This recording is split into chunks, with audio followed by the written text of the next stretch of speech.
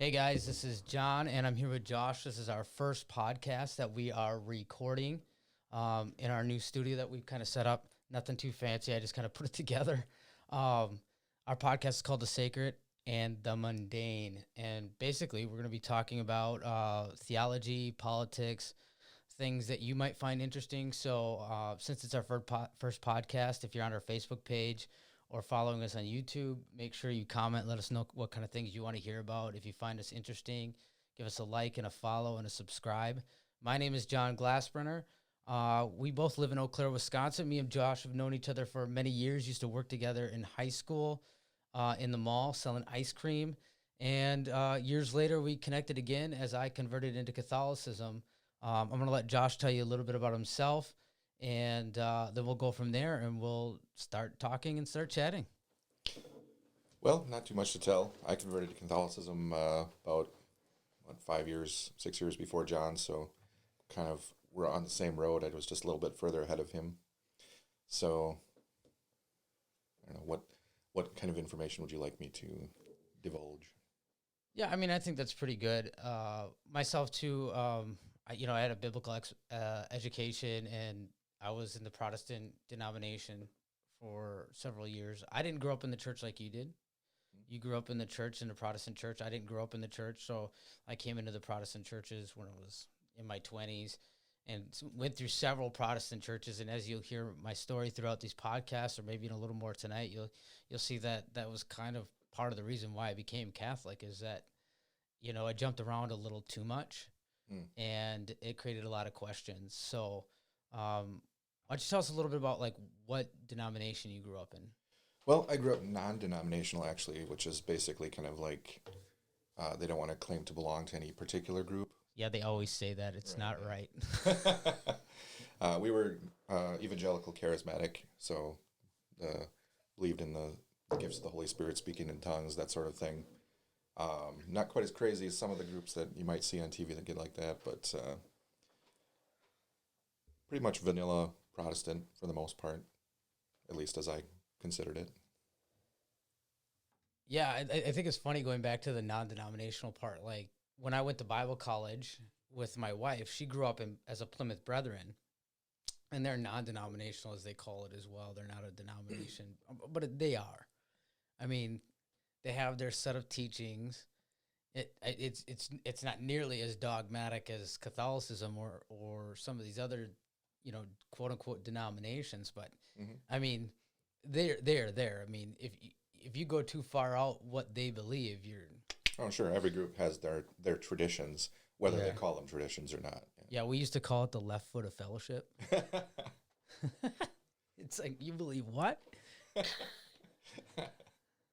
I just think that an interesting topic that I wanted to start out with, last couple of times that me and you've gotten together. Well, actually, that's how the podcast came to be. Real quick on that. Me and Josh would hang out with other people, and we'd talk theology and politics. And Josh is much smarter than me. I mean, this podcast could have easily been called the mouth and the mind. Obviously, me being the mouth. And I just learned a ton from you on, like, philosophy and how that affects how we view religion, and just, obviously it affects our politics. And, I began to have a paradigm shift from these conversations around campfires, around, the lunch table. We would go to lunch a lot. And I think that's kind of where I developed this idea with, some of the things we were talking about might be interesting to people out there, on the waves, so to speak. So that's how it came about. The last conversation that we had really was about this concept of truth. And I thought, that'd be a really good first podcast. And the reason I thought that was, everything that we're going to talk about probably from here on out. And just so you know, we're our intentions are not to just talk about theology and necessarily politics. I mean, we want to hopefully review some cool movies. Me and you are both, nerds, quote unquote, geeks, and we like Lord of the Rings. And well, if it's a trilogy, we probably like it, unless it's the Hobbit movie, which was horrible. My kids made me watch it with them. It was a regret. But anyway, I mean, we'll review some things, talk a little bit about that. We could have a whole podcast on Tolkien and Catholicism, and Josh could tear that all apart and have a good time with it. So we hope to talk about geeky things and have a little fun. We'll do a little bit of that tonight, maybe. But so one of the first lunches that we had, I was going in the RCIA program to convert to Catholicism, and you were teaching it. And I called you up and I said, Josh, we got to get together. I need to know more about this. And what we were talking about is classical thinking and classical thought and modern thought. Because up until that point, I'd always seen myself as a postmodern thinker, you know, and I was totally convinced. I was following guys like Rob Bell. If you're Catholic and you don't know who Rob Bell is, go ahead and Google him. He's a guy that got really, really popular, and then he crashed and burned. And, you know, I really don't know that I feel like he's even in Christianity anymore. I mean, he's kind of got this, he's on the outer edges and fringes of it. When people thought that he was when he first came out and he got really popular, but I didn't at the time. And I got really into this postmodern way of looking at Scripture. And I thought that was genius. I was like, well, you know, I was kind of going through a dilemma in Bible college where, you know, we joke and say seminary's a cemetery where you go bury your faith. We said that one too, yeah. Yeah, I don't know if Catholics have that joke, but we definitely have it at our Bible colleges and seminaries in the Protestant faith. And I say we, but I'm not even Protestant anymore. I'm totally Catholic. But back then, we had that statement, and part of the reason is, you know, we had kids that would go there and they would spend the weekend. I remember one Deuteronomy class, they spent the weekend like debating, and I was married, so I lived off the campus. You had to be married to live off the campus. There's only like 150 students, and it was Deuteronomy. And I remember I came back and there was this like commotion about things that they were talking about.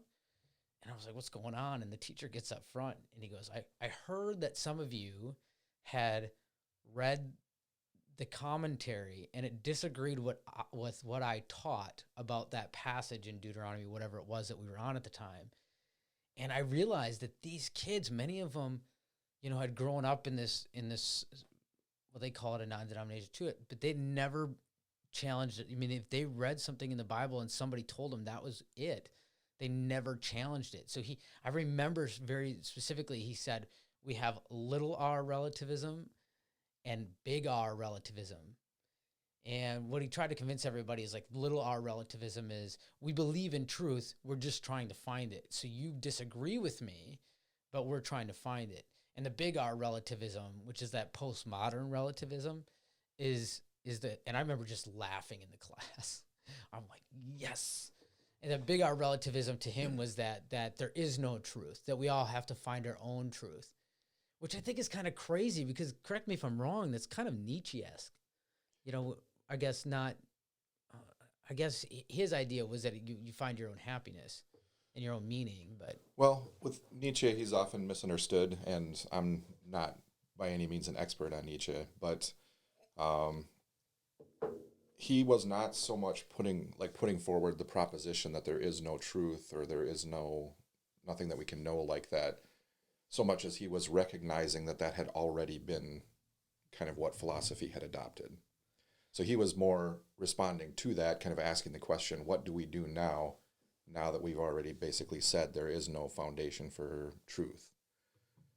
So he's not the person who kind of like originated that. He's more like one of the first to really recognize the problems that posed and to try and address those problems.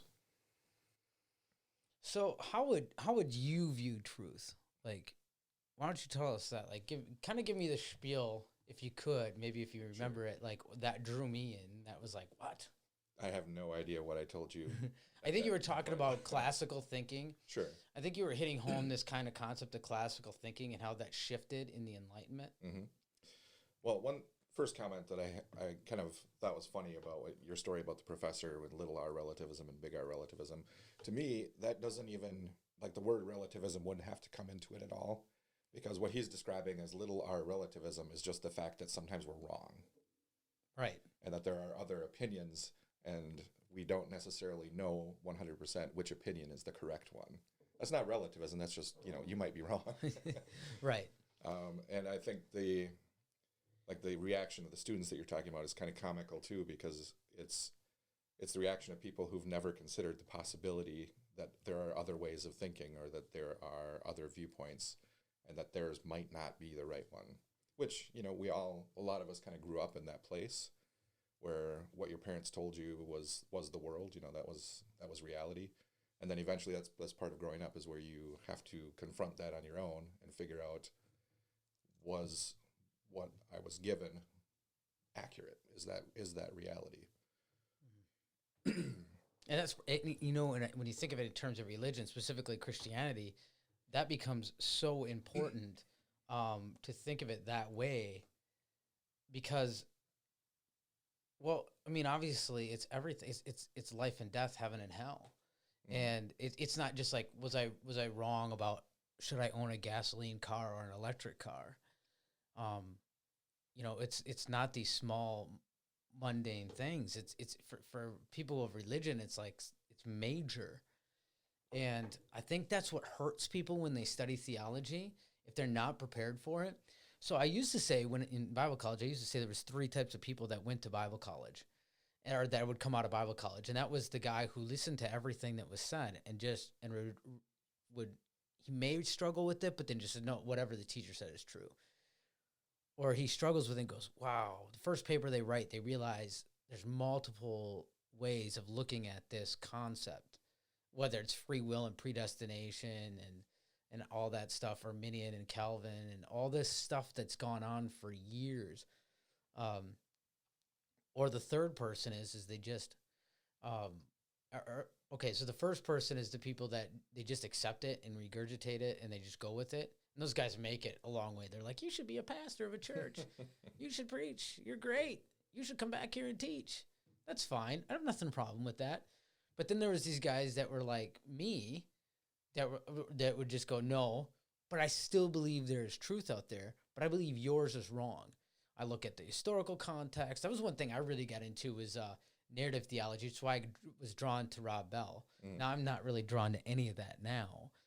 Because I realized in Catholicism I could have a narrative theology, which is the idea of looking at the Old Testament the same way the people back then did, which was very much like, some of this is poetry, some of it is historical, some of this is literature.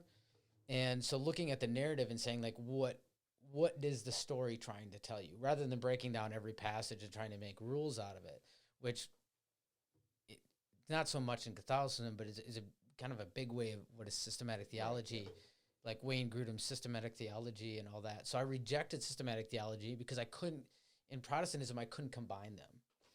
And so I went to narrative theology. So there was me, the second person, who just would, like, I reject it, but I still think the truth is out there, and I hold on to Jesus, and I hold on to that as a basis of truth, and I'll just keep seeking. But then there's a third people that just throw their Bible in the trash, and they just walk away. They're like, if there's more than one answer to anything here, then I've got to be gone. Now I really think that there's actually 4 people, and those are the Scott Hahns and those are the world, and people like me who finally, and you, who realize there's that fourth answer, which is you become Catholic. And because you realize, no, there is one answer. And the reason you couldn't figure it out is because you only had one authority and you had no tiebreaker. Sure. And your one authority is sola scriptura, which is basically saying your one authority is yourself.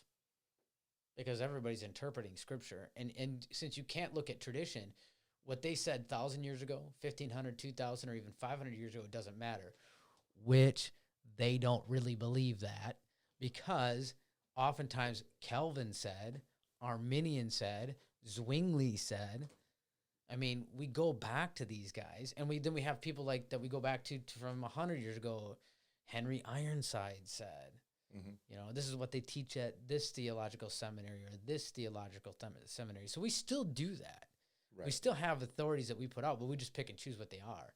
Catholicism doesn't do that. That's the beauty, right? We go, because there's authority, we now interpret scripture through tradition, the magisterium, and what it teaches us through that. And what I said to somebody the other day is, now for me, it used to be that I spent a lot of time forming theology. And now I spend a lot of time letting theology form me. Mm. Because I'm not spending so much time going, what is this saying and what does this mean? I go, okay, this is what the church teaches, it says. And believe me when I say this, if you're out there and you're thinking Catholicism is like you don't have any options, 2,000-year-old church is a very much more open position on atonement than the evangelical church does. And I'm not going to get into that today, but that's just one example where you would think it would be really tight, and it's not. Sure, the Trinity, there's no other option for that. If you don't believe in the Trinity, you can't be most evangelical denominations and not believe in the Trinity. So we have things that are really tight, but a lot of theology is still very open. But I don't spend a lot of my time trying to reinvent the wheel. I see where the wheel can take me. Mm. So let's take a step back and actually go back to the question you asked previously about what is truth. And whenever you do philosophy or conversations about these type of topics, you have to start by defining your terms and really kind of nailing down what you're actually talking about. Because people use terms to mean a lot of different things. And so it's easy to talk past each other and kind of not understand each other if you don't use the same basis of terminology. So to start out, truth is a comparative term. It's a term of comparison to a standard. So in order for truth to exist, there has to be a standard that you're judging things by. And the more true something is, the more closely it matches that standard. So when we talk about truth, what we're really saying is that there is a standard that exists. It's a real objective standard, and that things need to match up to it. So in another way of saying that would basically be saying that truth is the notion that reality exists. Another way of phrasing it, Aristotle said that truth is saying of what is that it is, and saying of what is not that it is not. So basically acknowledging what exists and acknowledging what does not exist. You talked about like how we shifted from a classical thinking about, I think you were talking about forms. Right. And then how we categorize things, Mm-hmm. and how that shifted with modernism and the Enlightenment. Right. So that was kind of a big one that grabbed me in the RCIA program.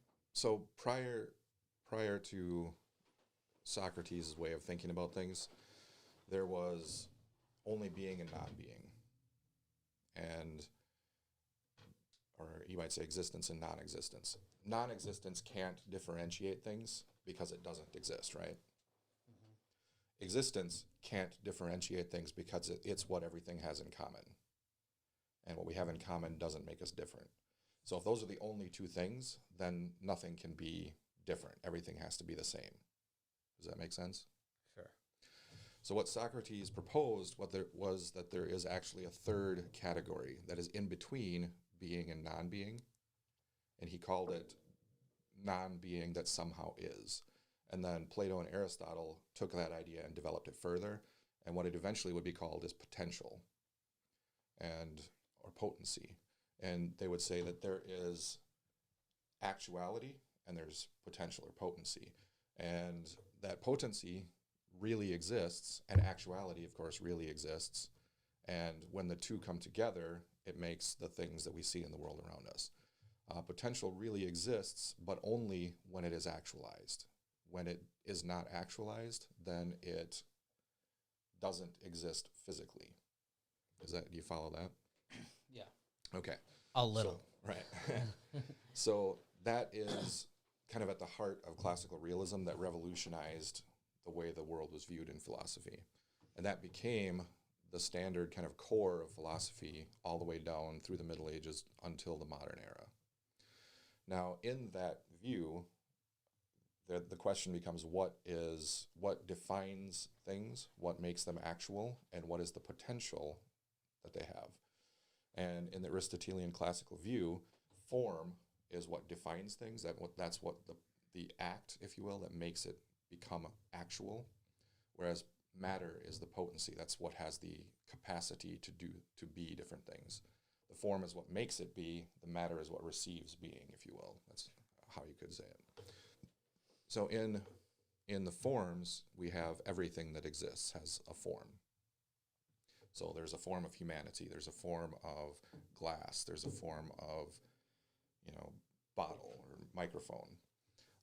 And there's different categories of forms as well. So like microphone is what would be called an artifact form, where it's not naturally occurring. It's something that we created. Whereas wood is a natural form that exists on its own. But there's also forms for things like justice, truth, goodness, those beauty. Those would all be forms as well. And in order to have something like justice, you must participate in the form of justice. So that's kind of the classical view. And in that view, another aspect of it is that the form is what everything shares in common. So we are both human by virtue of the fact that we share the form of humanity. But the matter is what differentiates us. So you are made of different stuff than I am made of. And that's what makes us different people. Sure. Now, towards the end of the Middle Ages, in specifically the 14th century, there were some ideas that started to come in. Actually, ironically, perhaps, they came in a lot through the interaction with Muslims in Spain. Particularly, there was a guy named Averroes who was a big commentator on Aristotelian philosophy and a commentator on Aristotle's writings. And this, in the 1300s, this was when the first time that a lot of those were brought into Europe directly. They had references to them and that kind of thing. But because they were brought in through that, Averroes' thought tended to have really strong impact, and there became a whole school of people that followed Averroes. And whether directly or indirectly, it gave rise to a few other ideas that began to kind of kill classical realism, if you will. In particular, there's two guys that are often brought up. One is Marsilius of Padua, and the other is William of Ockham. There's a whole slew. Occam is one of my favorites. Because that's one I brought up in class, and you were like, you got him all wrong. Sure. Because of his famous saying, right. Occam's razor. There's a whole slew of ideas that they came up with that would become kind of the foundation of the modern world. Like the idea of separation of church and state goes back to them. The idea of what's called duplex veritas, or two truths, that there's a separation between faith and reason, and there's the truth of faith and the truth of reason, and they don't have to agree. That goes back to them. One of the big ones for philosophy, though, is nominalism, which is the idea, basically, that these forms that we talk about don't really exist. There is no unifying reality, if you will. There's only the individual things. So like in the classical thought, if you think about trees, there would be a form of tree that all trees shared. They would have different instances of that tree, of that form, if you will. But in nominalism, he would say that there is really no such thing as the form of tree. There's just individual trees, and the word tree is just a word that we use for convenience because these things all have some similarities, so we group them together, and that grouping is just something of our convenience. And this basically is what killed classical metaphysics, that idea. And it was influential in giving rise to the Reformation as well. Martin Luther in particular was a big proponent of William of Ockham. And like everybody knows William of Ockham, the Occam's razor thing. Yeah, that's what I did. And then I remember quoting that class, and you're like, no, you've got that completely wrong. Yeah, it's not completely wrong, but yeah. What most people know it as is, all things being equal, the simplest explanation is probably the correct explanation. That has some validity in various ways of thinking. I mean that's an oversimplification too, right, of that statement from what I've found out. Right. But what he actually said was something more along the lines, and he probably said it in different places, so there's probably different quotes of it. But what he actually said was more along the lines of, we shouldn't multiply entities without proof that they exist. That's more along the lines of what he was saying. And so what he was specifically talking about was the categories of Aristotelian thought. He was saying, we don't have direct observational evidence that these categories exist, so we shouldn't assume that they exist. And kind of the Aristotelian kind of classical response to that would have been, we don't have direct observational evidence of them, but we know that they exist because they're necessary. In other words, the way that like our whole picture of the world doesn't work without these things, and so we know they have to exist because we know the world exists in the way that we see it. So what Occam is basically saying is your whole picture of the world must be wrong. I mean, whether he would say it that way or not, I don't know, but that's the kind of where it eventually leads. And it tends to go by degrees as well, where like Occam and his followers and stuff like that would not necessarily agree with things that came out of their thought, 100 years later or 200 years later. But this is a big part of his ideas have consequences, that once you start down an idea, that idea charts a trajectory. And if you keep following it, you will inevitably end up at a given location because that's where it leads. Now, in modern thought, one of the big changes that happened too is in classical thought, we looked at things like the world around us, and we tried to reason, how can this exist as we see it? But in modern thought, they wanted to step back from that and not view like the senses as reliable, for example. And so they started reasoning not from the world or from things that we observe, but rather from their own mind. So that's where you get like Descartes saying, I think, therefore I am. He's trying to prove that even he exists before he can step then out into the world and try and prove that the world exists. So in the classical, they're basically going to take the world, if you will, in a sense for granted. We're going to say that the things we see around us actually do exist, and we're going to try and explain how they exist. In the modern, they're saying we can't assume that the world exists. We need to explain whether, or figure out whether it exists or not before we try and explain it. Question? Yeah, no. I mean, that's exactly where I was going. No, continue. I mean, I think you had some more. Sure. So, looking at it historically, one of the problems we find there then is that simply doesn't work. And none of those philosophical systems that came out of the modern era were able to successfully provide a foundation for a kind of coherent worldview. And as a result, that slide, if you will, kind of just keeps happening into the postmodern era, where at first, and you can think of this as like three stages of skepticism too. In the ancient classical view, we had the idea that metaphysics was real, that there is a larger non-physical world, the metaphysical world you might call it, where these universal realities exist: truth, goodness, beauty, justice, as well as rocks, trees, all those kind of things. They all exist. Into the modern, we basically said, okay, we can't prove by direct observation that any of that stuff exists, so we need to take a step back and start proving that this stuff exists, and only the stuff that we can prove can we actually believe in. And what they found was they couldn't prove anything. And eventually, you then get to start into the postmodern era with probably one of the big thinkers would be Immanuel Kant, where there's what he referred to as the Copernican revolution in philosophy. So Copernicus was an astronomer who was one of the first ones to propose that the solar system revolved around the sun rather than around the Earth, that it was a solar system instead of an Earth system. And that revolutionized astronomy because it changed the whole foundation. It changed the basis from looking at Earth-centric to looking at sun-centric, right? So what Kant did was he tried to do the same thing for philosophy, where he moved from looking at the philosophy centered on things to philosophy centered on our mind, or perhaps more directly, our perception of things.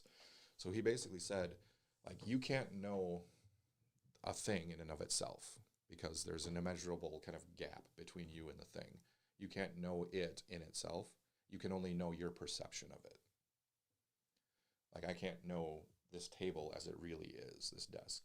I can only know my perception, like the feeling of it, how it looks to me, that kind of thing. Sure. And so he basically says in philosophy, then we should not bother to talk about the things as they are in themselves. We should only talk about things as we perceive them. So he changed the whole foundation from the idea that there is objective reality that we can know to reality that we can know is only subjective. And that essentially... That sounds like the entrance into postmodernism. Yeah, very much. And it basically undermines the very idea of truth, because at that point, you could say, in Kant's view, you could say that there probably is an objective reality. The thing maybe exists in itself, but to say that we can't know it is as good as saying that it doesn't exist, because if you can't know it, then what's the point? Yeah. What's the good of it? So and just real quick, if it's easy to listen, I know this seems like long-winded, but if you're not getting it, go back and listen to this a few times, because this is the foundation of what we're going to go into when we talk what's going on with our modern politics and how we view religion and the spiraling away from the foundational truth, and how that hurt religion, and how that is really what's going on in our modern day politics. But go and continue. To kind of bring that, like a more general view of that, what we just talked about.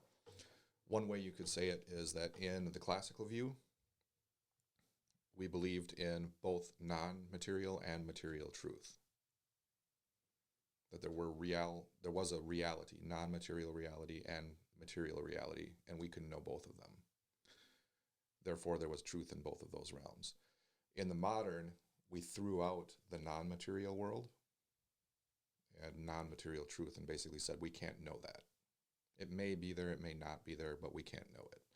But we can still know the material world. And that's where kind of the scientific revolution and the age of reason come about, where everything is focused on the things that we can actually know and control, which is physical or material reality. But into the postmodern era, what happens is basically then the step even further back, where we begin to say we really can't actually know even material reality. And so even material truth is questionable at best. And that's kind of where we're at today, where in our society we still have some emphasis on science and things like that, but we are starting to delve into a realm where we make science by political decree and things like that, or by social decree, because what is true even in the material reality is now up for debate, and it is questionable who determines that. Yeah, and so one of the things that I realized is, okay, so and I know you went through this as well, is one of the things that we were talking about. You come to realize, specifically like when you're reading scripture and things, that when you get deep into theology, and when you get this deep into it, and you literally, a wise person, and not everybody can do this.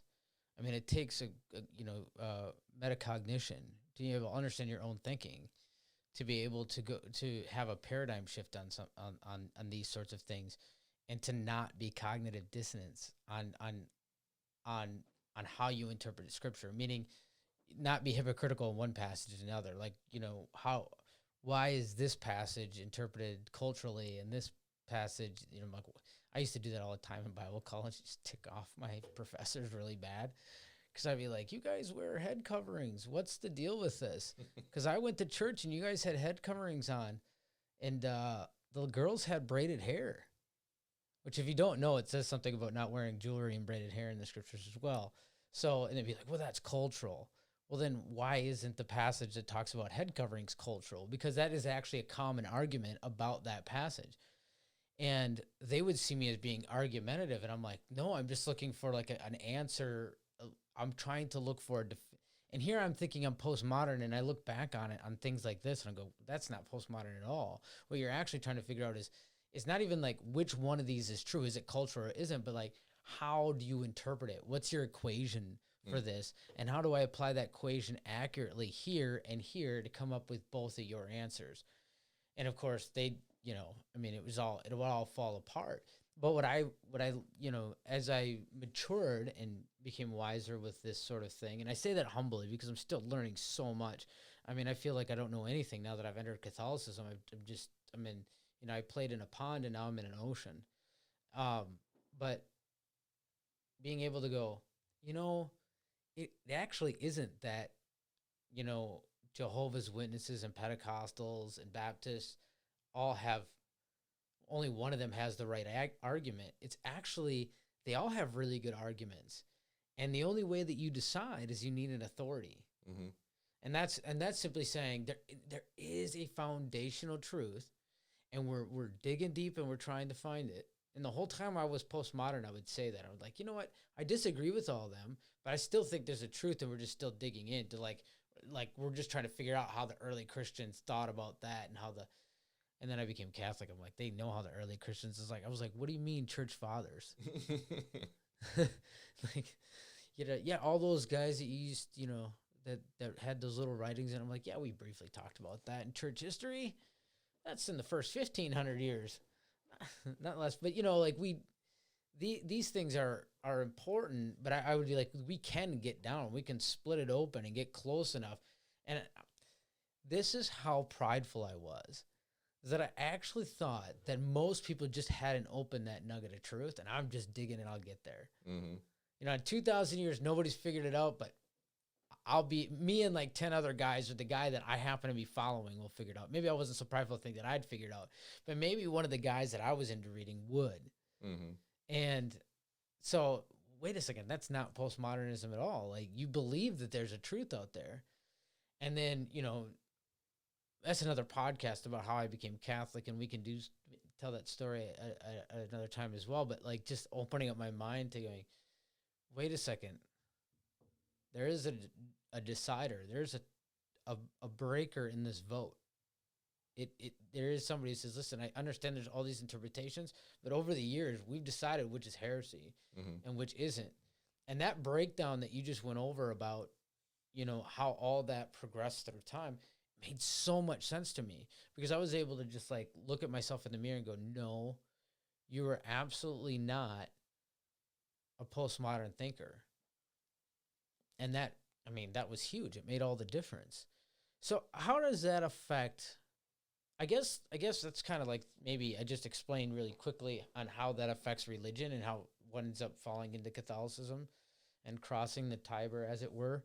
But how does that affect now, jumping kind of politically, maybe, unless you want to talk more about the religion part, but I'm interested too, like, now we know how that's kind of affected religion and how all the people could start self-interpreting. Actually, one other thing, this was a major thing that I realized too, is that's actually, in my opinion, why Martin Luther had to develop his solas, specifically sola scriptura, because for him to challenge anything that the church taught, he first had to break tradition.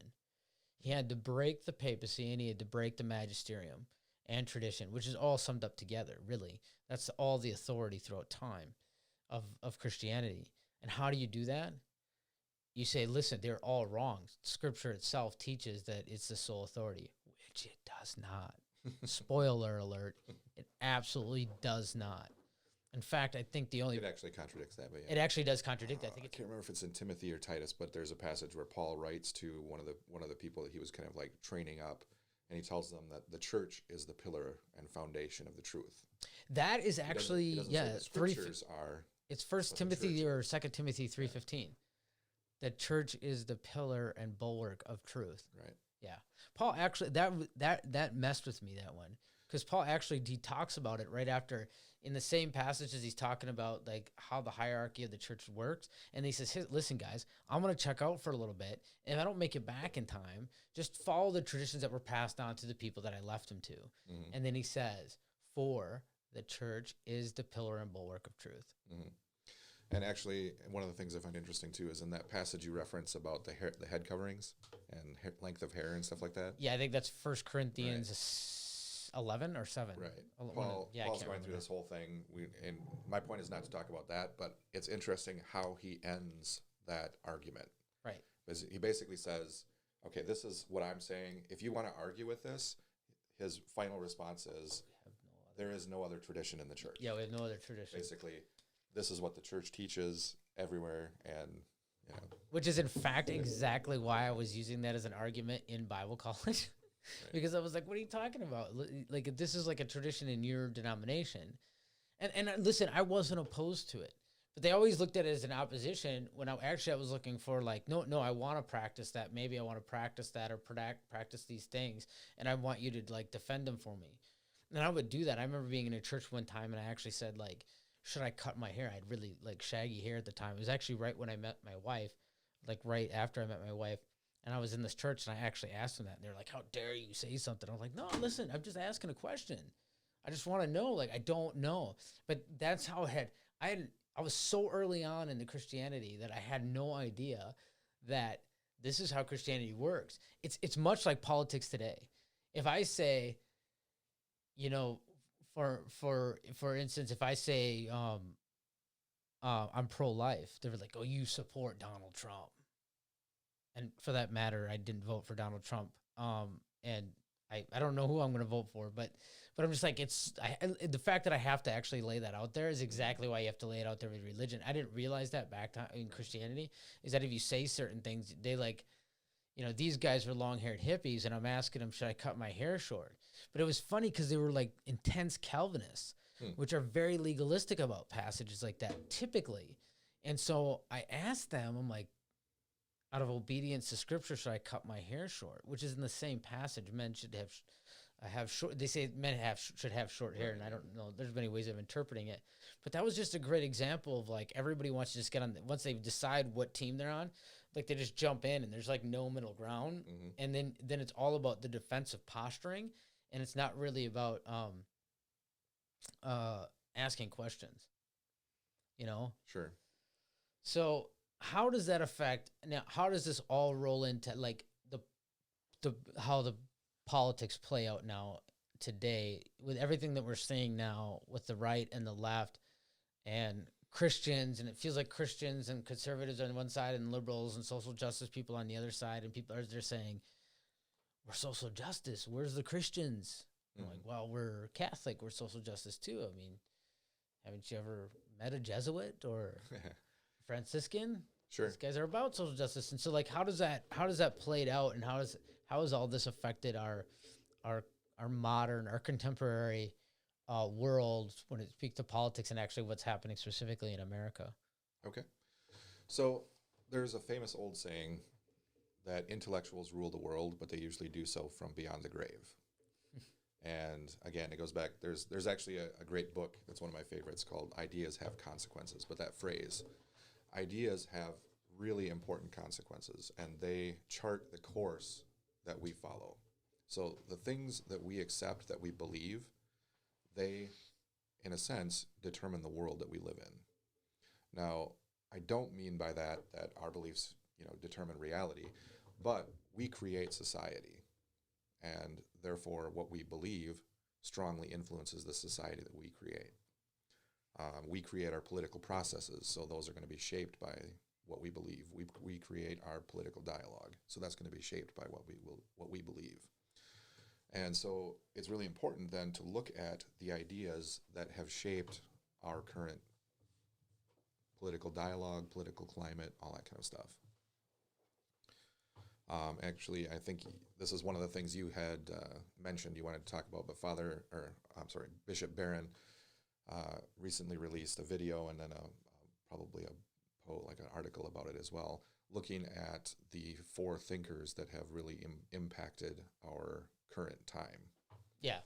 And those four thinkers were Karl Marx, Friedrich Nietzsche, Jean-Paul Sartre, and Michel Foucault.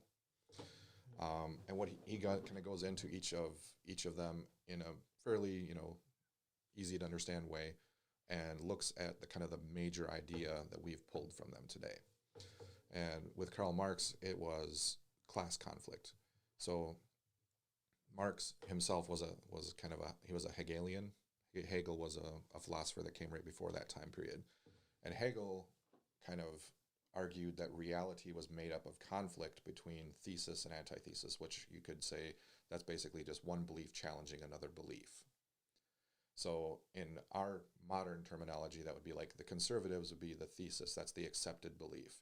And the liberals would be like the antithesis, where they're putting up a new belief that challenges the accepted belief. And what Hegel believed was that those will always clash and produce synthesis, or a new belief that's somewhere in between or some combination of the two previous ones. So the thesis and the antithesis. And Marx was kind of influenced by that view, and he took it a step further and argued that that was the kind of overarching social dynamic as well.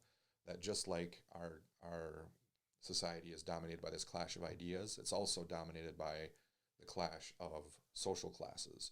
And he specifically looked at the proletariat, or the working class, and the capitalists, or the land-owning class at that time, or the people who own the means of making things, like production facilities and that kind of thing. And he argued that it was necessary for there to be conflict between the two. A lot of people think about Marxism as trying to achieve a fair, distribution of goods and that kind of thing, but that really wasn't what it was about. His whole idea was about one class overthrowing the other, and the one who was oppressed oppressing the other, essentially, by taking control. So he wants to flip it on its head.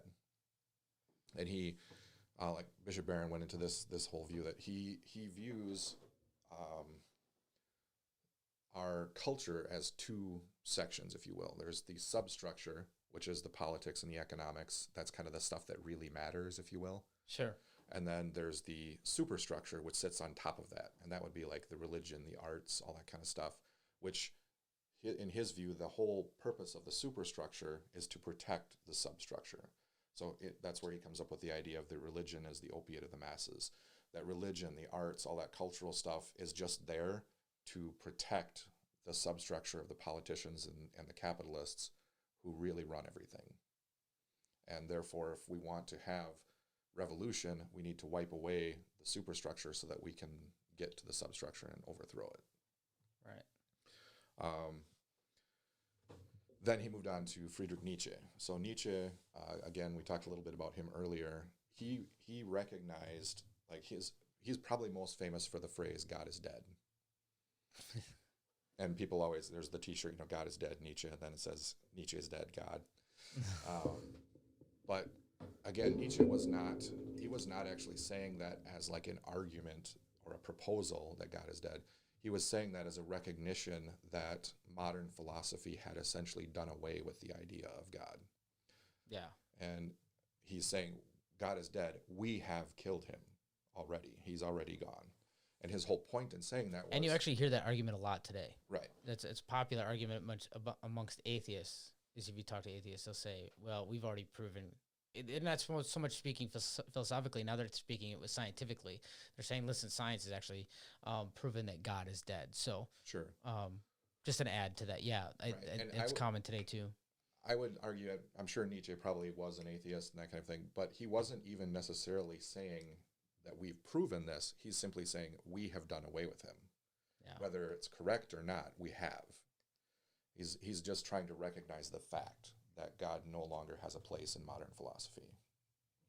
And what he's saying then is we've taken out that philosophical foundation, but what all the other people weren't talking about was they got rid of that, but they tried to keep the whole moral structure that was based off that. So he recognized that all of European culture and morality was based on Christianity. And he's pointing out the fact we've done away with Christianity as a philosophy, but we're trying to hang on to this moral structure. And he's pointing out the inconsistency of that and how it can't really last. Now, what a lot of people don't understand about Nietzsche is that one of his driving goals was he recognized that this was a problem because it led to nihilism. And his whole kind of impetus in his philosophy was to try and find a way to escape the nihilism that this led to. Yeah, and I always thought that was funny about him because, you know, I remember in my basic philosophy course, I actually was in the very first philosophy course at Memorial High School back in the late 90s. And I remember we were just digging through it. And so the teacher was kind of like, you know, figuring this out with us. And I remember talking about existentialism. And I was like, you know, I kind of always figured that I always had this view of Nietzsche as this guy who's trying to get rid of God, and it's all just meaningless and it's darkness and get over it. And I think that is a misinterpretation of what he's trying to do. I think he was saying, just like you said, that in philosophy we got rid of God, and now how do we struggle to deal with that reality and have a moral foundation and have a life worth living, knowing that truth. Right. And he's one of the few people that really deals honestly with that question. And when you talk to atheists today, for example, not many of them are willing to own up to this point, that they still hold to a fundamentally deistic or theistic morality framework. Yeah. And they don't ever bother to ask the question, why? Now, on a certain level, I'm glad they do. And if you want to, great, go for it. But if you want to be consistent logically and in thought, you have to ask the question, why do I still stick to this? What basis is there for it? And how can it even exist? And that's what Nietzsche was trying to do. He was basically seeing our philosophy has a major problem because we've got rid of God. And God was the foundation for all this stuff that we built our society on. So how do we come up with a new foundation? And where he kind of went with that was he recognized in philosophy there's no more reasonable basis for this stuff. We can't reason to this stuff anymore because we don't have the foundation of God. And in a sense, he's recognizing that problem, that we've gotten rid of the very idea of truth in this realm, if you will, because there is no non-material reality anymore. And so the answer he gave was, we have to do it by will. If we can't do it by reason, then it's the will to power that matters. And this has gone a variety of different ways. This was big influential in the Nazis. They kind of latched onto this and ran with it in one direction. But it also is influential in a stream of philosophers and postmodernism that lead up to our thought today. And next in the list that Bishop Barron presents is Jean-Paul Sartre. And he was kind of following on from Nietzsche. So we have this will to power idea that we can't find things by reason anymore. We have to kind of make it ourselves, if you will, by sheer will. And Jean-Paul Sartre, the idea that Bishop Barron highlights from him is that existence precedes essence. So what do those terms mean? Well, this is kind of the existential idea. Existence, of course, is fairly obvious. That's just the fact that you exist. What's essence? Well, essence is what defines you. It's what makes you, you. It's what makes this table, not something else. Essence is the definition. It's the properties that make something what it is. So by saying that existence precedes essence, what he's really getting at is that, particularly for us as human beings, we are not defined from beforehand. We define ourselves. So, like, if God exists, then you have to basically believe that essence precedes existence, because God makes things with an essence. That's the idea of inherited nature, for example.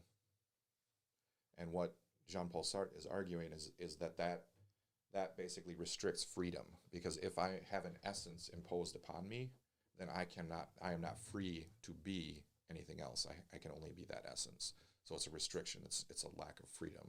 And his view of freedom is that if I want to be free, I must be able to define myself, to determine my own essence. Right. And then that, you can see hopefully how that kind of follows on from Nietzsche, where the will is a big part of that, because it's my will to define myself. It's that kind of drive of my will to determine who I am going to be, that kind of thing. Yeah, and I just a quick to go back to something you said about Nietzsche as well. This is something I brought up in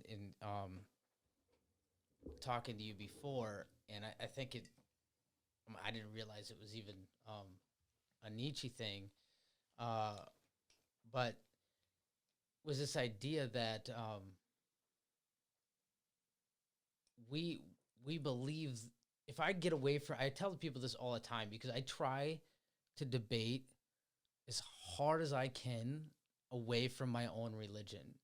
I mean, I am deeply religious, deeply Catholic, and that is the foundation of my beliefs. But I recognize that if you're trying to debate something with somebody that doesn't believe in the existence of God, that unless you convince them that God exists, you're in two different ballparks trying to play baseball. And the same goes when you're dealing with Protestants. Like, if you haven't convinced them of tradition and the magisterium, it's like, what's the point of bringing up what Saint Irenaeus said? They don't care.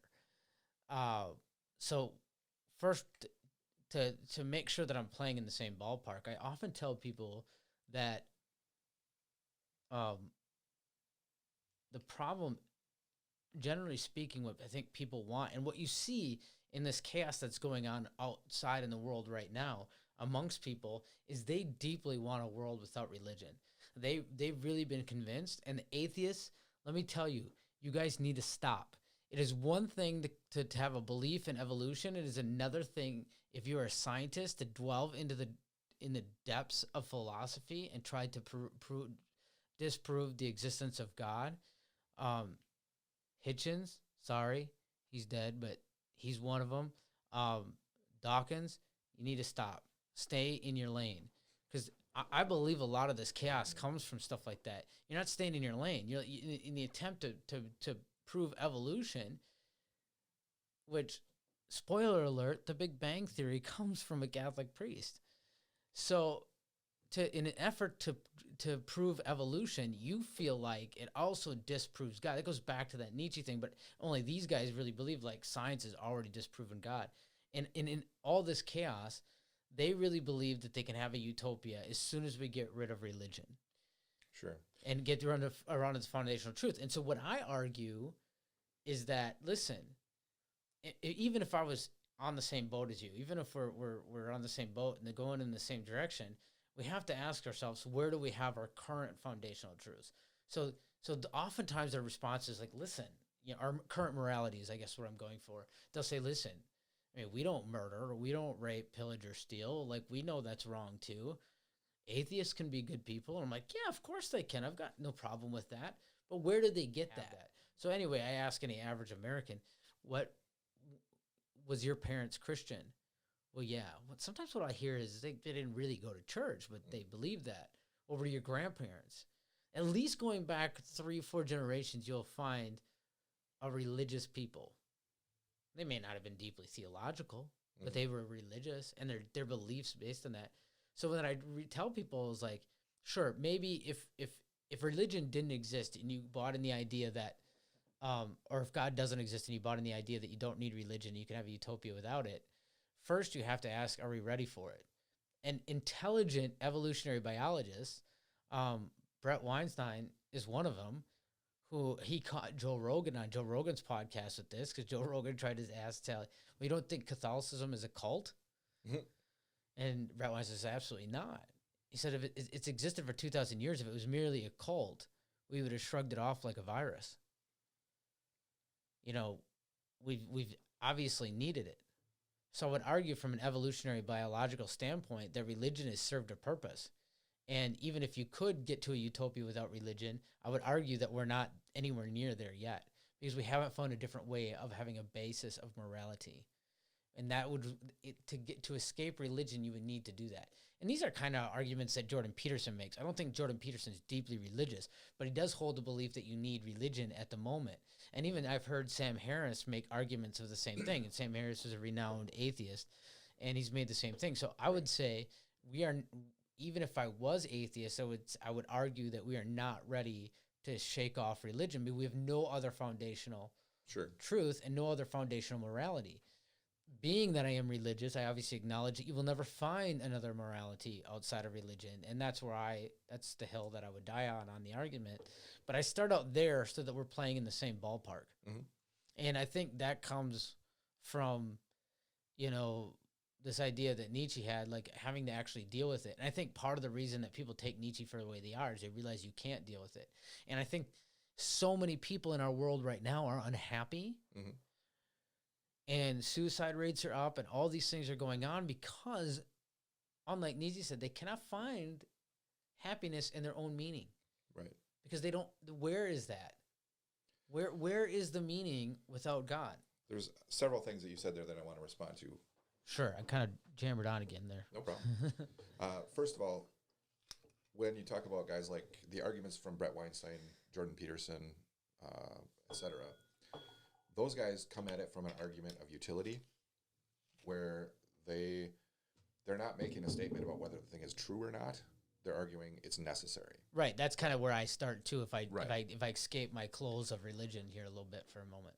But I want to make the point that I think that actually is an important consideration. That if something is necessary, it may also. That in itself may be a good evidence that it's true. Yeah, why get rid of the fork and just start eating with your hands unless you have another utensil to use? The converse is also something that's worthy of consideration. If something does not work or cannot work, that may be a good evidence that it's not true. Right. But that's with anything in life. If something's not working, we need to go a different route. Right. If your car's not working, you're going to take another vehicle. And the reason I bring that up is because that's actually an argument that I often use in regards to materialism. So believing that the non-material world doesn't exist causes a host of problems which are, in my opinion, insurmountable. And it necessitates a lifestyle that basically is unlivable. Nobody can actually live out a truly materialist viewpoint. And to me, that's a good reason why that viewpoint is not true. If it were true, it would actually be able to be lived. Right. We can talk about that some other time. Well, no, but that's my point I made, right? Like I look back, I look at the chaos going around, and I think the point is, and with the depression and the suicide rates among kids and all the chaos going around us, the deep divide we have as Americans, it can't exist. Right. It's not working. Now, clearly. The next thing that I want to respond to is the idea of staying in your lane. And that's one I actually disagree with a little bit. I have no problem with people going into other lanes. There's two things that I would say, though. If you're going to go into another lane, take the time to actually, and put in the work to actually study that lane. And yes, that's what, okay, maybe that's a better thing that I should say about, like, Richard Dawkins, is that I don't care if you jump in the other lane, but be open to debate about it.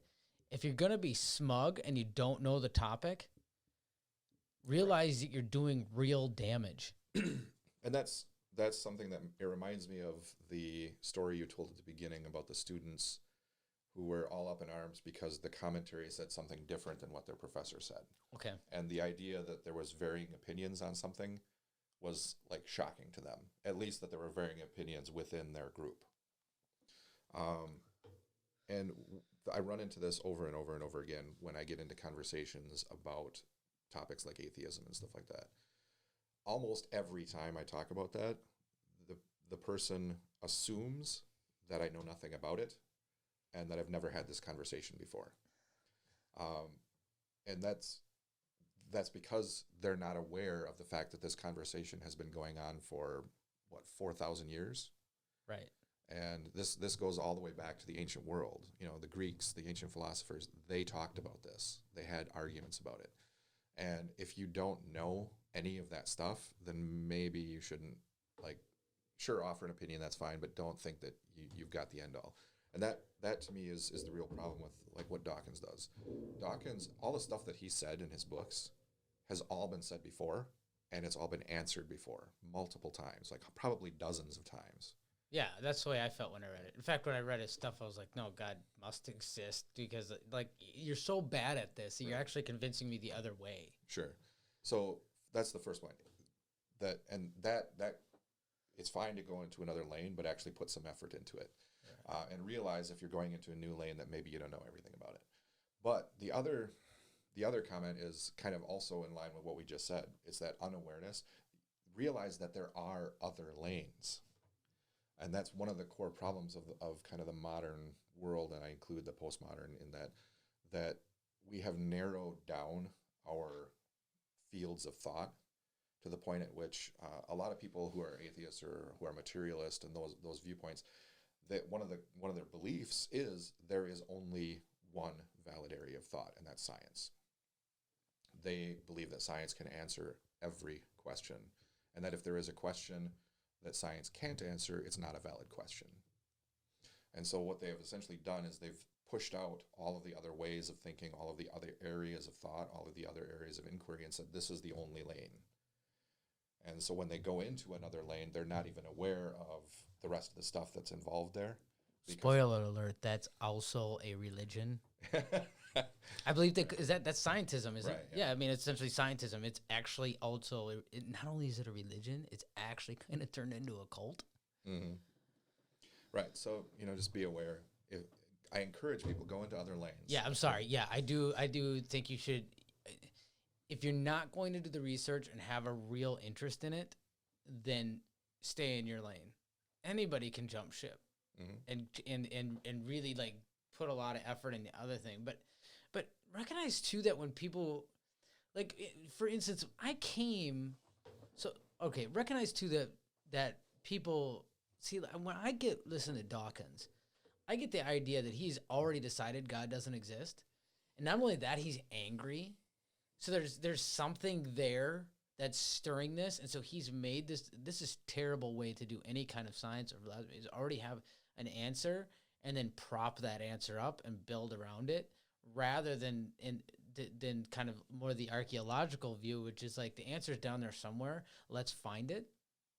And I think that's the interesting part, is like when I was looking at Catholicism,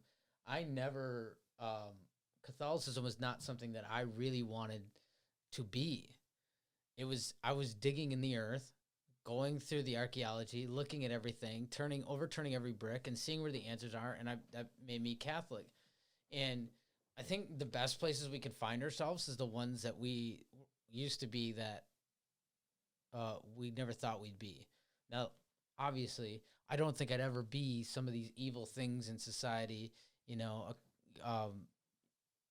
Nazi or white supremacy. I don't ever want to be those things. Mm-hmm. And so I would never find myself those things and saying, well, I never thought I'd be here.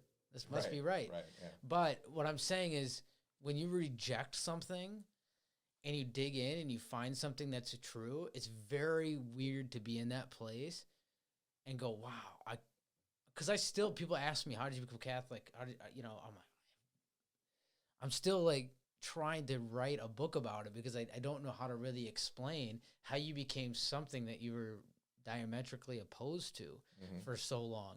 But that's a good place to be. What you don't want to do is be like Richard Dawkins and think that, well, I already believe God doesn't exist. And in fact, I'm very angry at anybody who does believe that God exists. And so then I'm just going to like spew this hatred. And that was another thing in his book, that it was the hatred, the absolute frustration.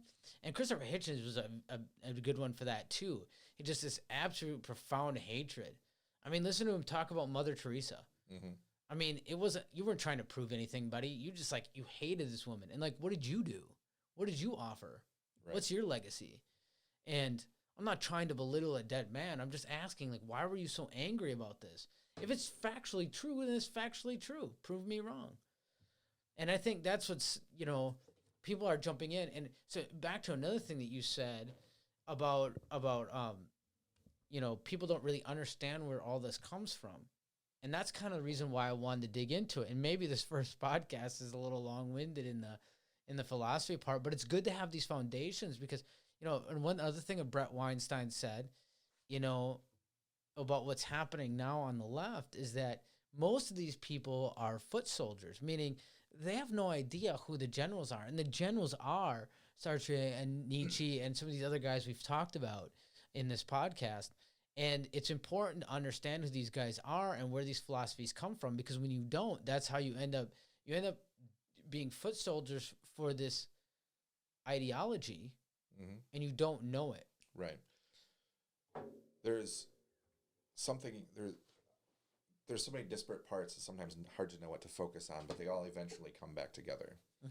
Something you said earlier, you mentioned meaning, and it triggered something else that I wanted to say too. That we've been talking about truth, but one of the things we haven't said, which is really important, is that meaning is a prerequisite of truth. Truth cannot exist without meaning. And something has to mean before it can be true. And think, for example, about a sentence, any sentence like, I have brown hair. That sentence has to mean something before it can be a true or false sentence, right? I could say I have blonde hair, and that would be false. I could say I have brown hair, and that's true. I mean, you have to know what right. brown is before it means anything. Right, and the word actually has to mean something. Yes, you have to have a definition. Right. So if there is no meaning, then there can't be truth. And there also can't be false. There's just no meaning. So if I were to say blurble snarf, it doesn't mean anything, therefore it's neither true nor false. It's just completely meaningless gibberish. Sure. And that is one of the reasons why the materialist viewpoint is unlivable, because meaning is non-material. If only material things exist, then meaning does not exist. Meaning is completely illusion at best and made up. And therefore, there is no true or false or anything like that. Everything is completely meaningless because meaning doesn't exist.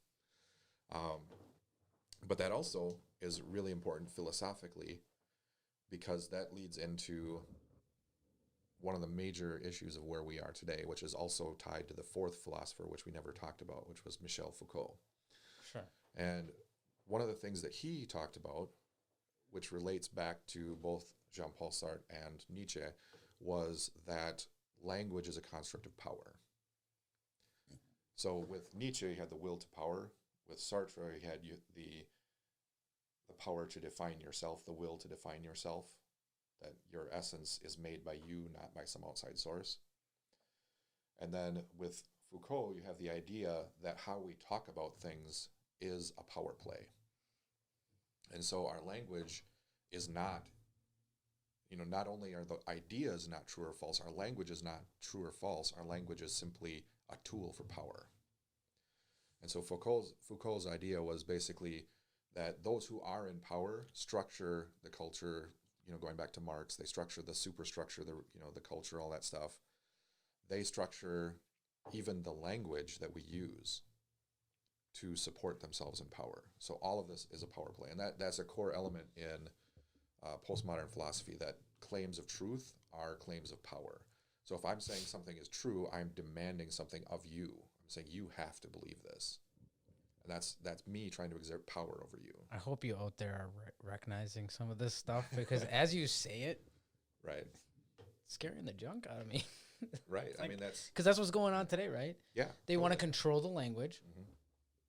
And listen, I'm not opposed to thinking through things, but they want to control the language, and we're not talking about, 1984 was really big with the 2 + 2 = 5. If you don't know what I'm talking about, in the book, one of the big things was 2 + 2 = 5. They try to get him to say 2 + 2 = 5, and of course he's the rebel and I won't do it, and then eventually, right. And we're not talking about, He says true freedom is the freedom to say 2 + 2 = 4. Right, exactly. That's exactly it. And so the funny thing is as we're talking about stuff that's going on today, we're not talking about 2 + 2 = 5, or they're trying to get us to reject 2 + 2 = 5. We are really talking about philosophical concepts in things that are not, they're not flat and easily easily handled, and I don't know the word I'm trying to look for, but easily, like, my car is obviously red. Mm-hmm. That, I mean, if you tried to gaslight me and Right. convince me my car was not red, that'd be tough to do. But it's easier to gaslight people and convince them of an alternative truth when you're not talking about something so flat and so easy to Mm-hmm. understand. And that's where, like, almost that Orwellian, like, way of thinking 2 + 2 = 5 almost misses the point, because what we're actually seeing in the world today is that they're trying to convince us of ideas, Yeah. concepts. There's a really important thing too, that this always moves by degree. It's the old analogy of the frog being boiled slowly. Right. That it starts out with things that are very hard to prove one way or the other, and then it gradually moves until it's, the 2 + 2 example is kind of entertaining, because Right. there was a thing on Twitter recently where somebody was saying, like a major figure was saying, 2 + 2 doesn't always equal 4. Really? Yeah, that was actually a thing. So I mean, we have step by step come to Read that place. books, people. Read books. It helps. It really does. Right. But in 1984 is another great example, because the biggest weapon that Big Brother has in that book is the new dictionary. It's the reinvention of language. And the primary thing, there was a whole conversation between the main character and one of the guys who was working on writing the new dictionary. And this conversation focuses around how their goal in writing the new dictionary is not even just to change language, it's to remove words, so that there are certain things that can't even be talked about. And he makes the point as they're talking, once this is all in place, we won't even be able to have this conversation that we're having right now. Are you listening, people? And that is a huge factor in all this stuff. It's mind-blowing. Yeah. But those are some details that I haven't read it since high school, so those are some details that are kind of, I lost even too thinking about it. Now, I don't know which quotes came first, so I can't say if 1984 ripped this off or if it's just an amazing coincidence. But Mao Zedong said a couple of things that relate very closely to that. He said, on one hand, we won't be finished killing God until we've killed grammar, recognizing the importance of language, that these concepts will hang around until they've been killed linguistically. Yeah, I mean, I could see that. I mean, look at our Declaration of Independence and things. Like, how do you hold to that? Right. Well, without a vision of God, until you change the language and say, well, they didn't really mean God. We're just saying, like, they come from nature or evolution and biology. Right.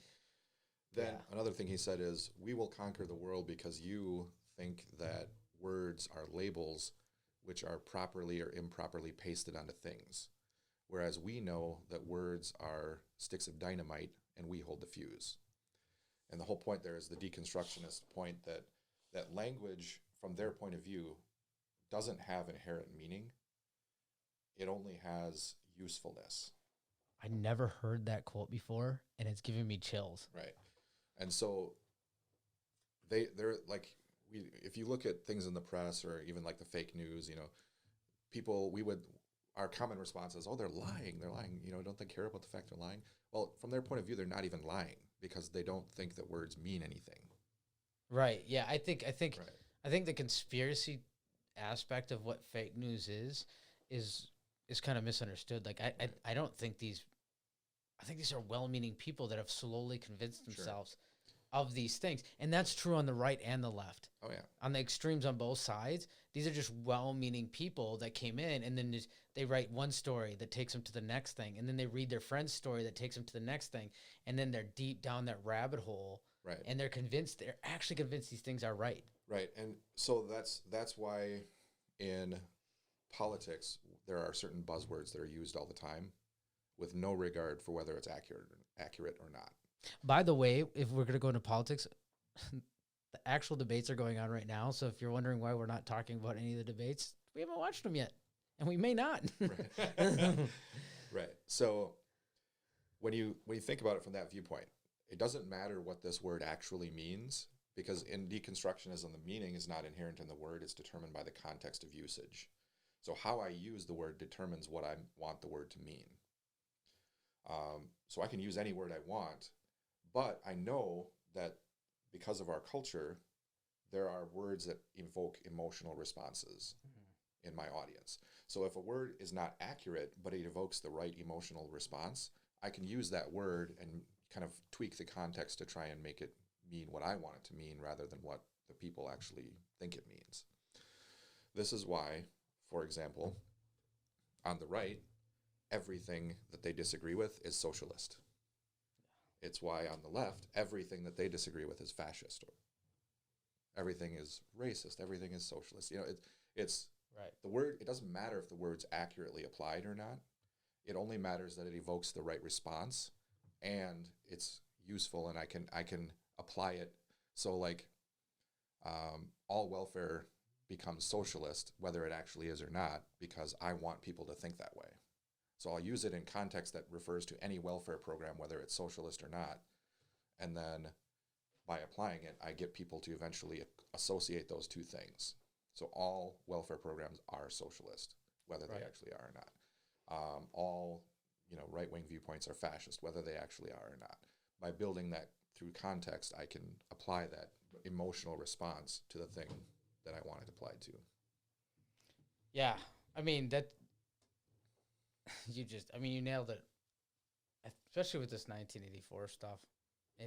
It's shaken me because this is the stuff that when I started getting, when you shared this stuff about the philosophical history and stuff, that made me realize, because I was part of this extreme left movement. I was extremely a part of it. And until, there's just reasons why I moved away from it. Many of them is I became Catholic. And so, as Christ says, one cannot serve two masters. I had to decide. It's like you simply can't, and this will go into another, I think I'm going to segue here, incidentally, but for me, and I'm not certainly trying to make the argument, I'll nuance this a bit, but for me, I realized that, incidentally, I've always been pro-life, even when I wasn't a Christian. It's just for me, that was the natural truth.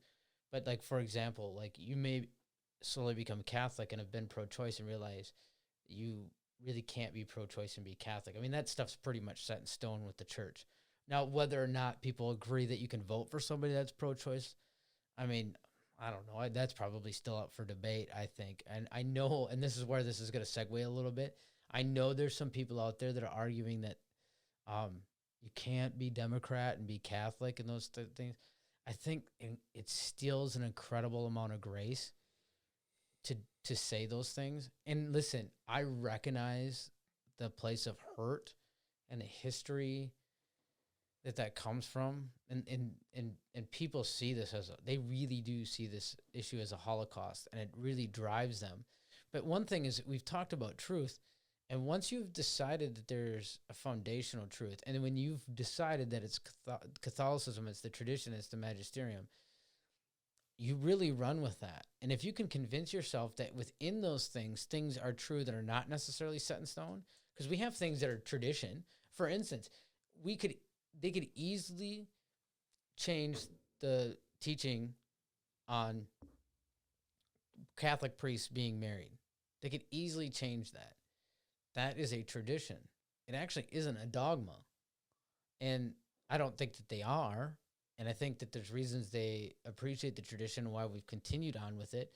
But there actually is married priests, by the way. People, that's a nifty little thing that have come out of, you have to be married before you take orders. Mm-hmm. But there are people that have been married, became priests, and mainly it's usually Episcopalian or Anglican.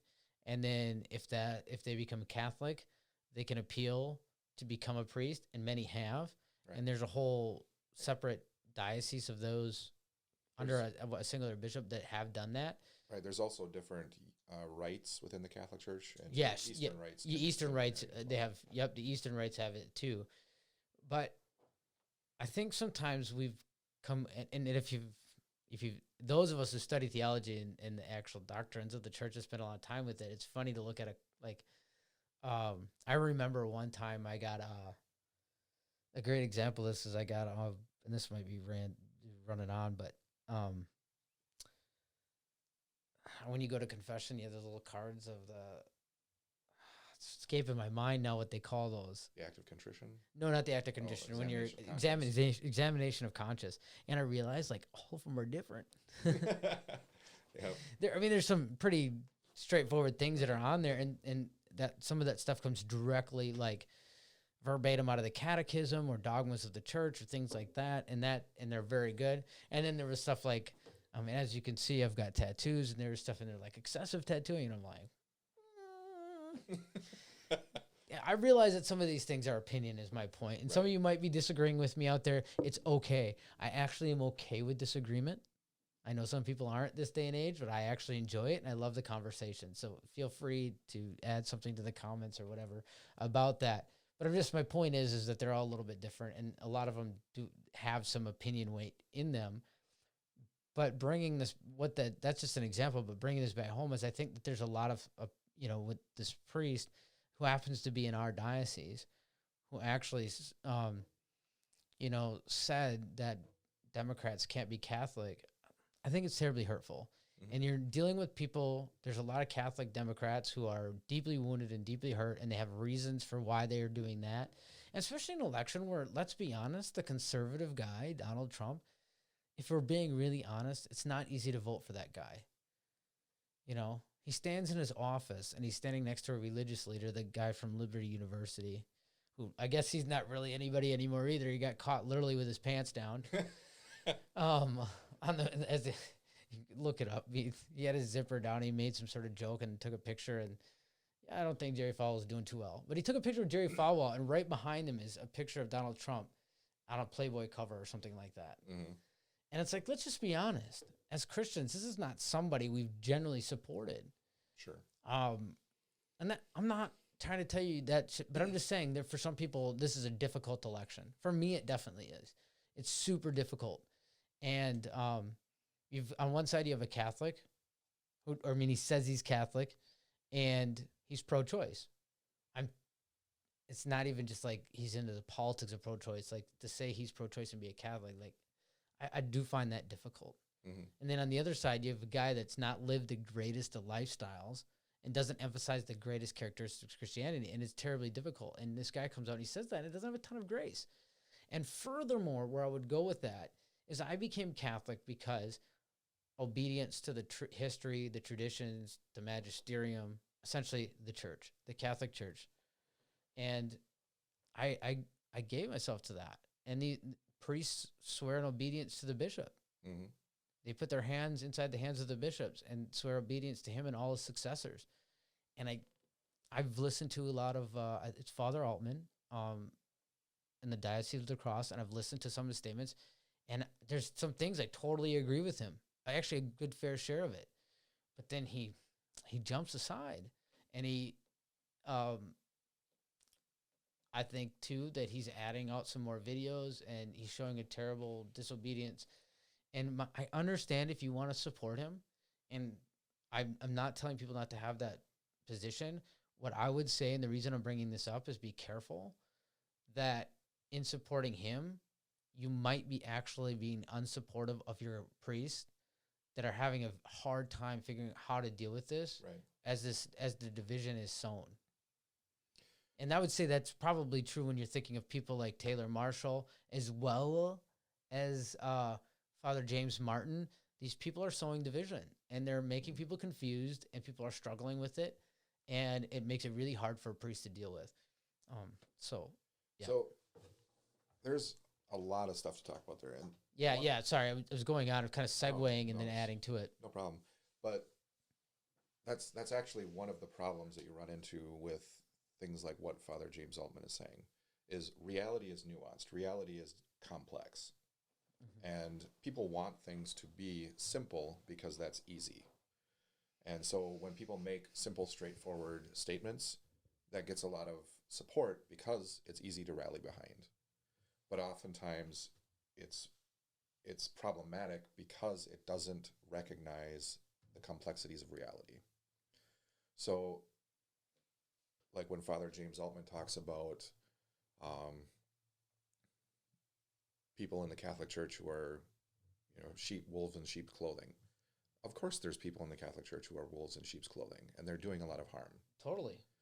But, I understand it. And I also understand, like, why he's frustrated when, like, it feels like nobody's calling out Father James Martin and he gets called out. I get that. Yeah, for sure.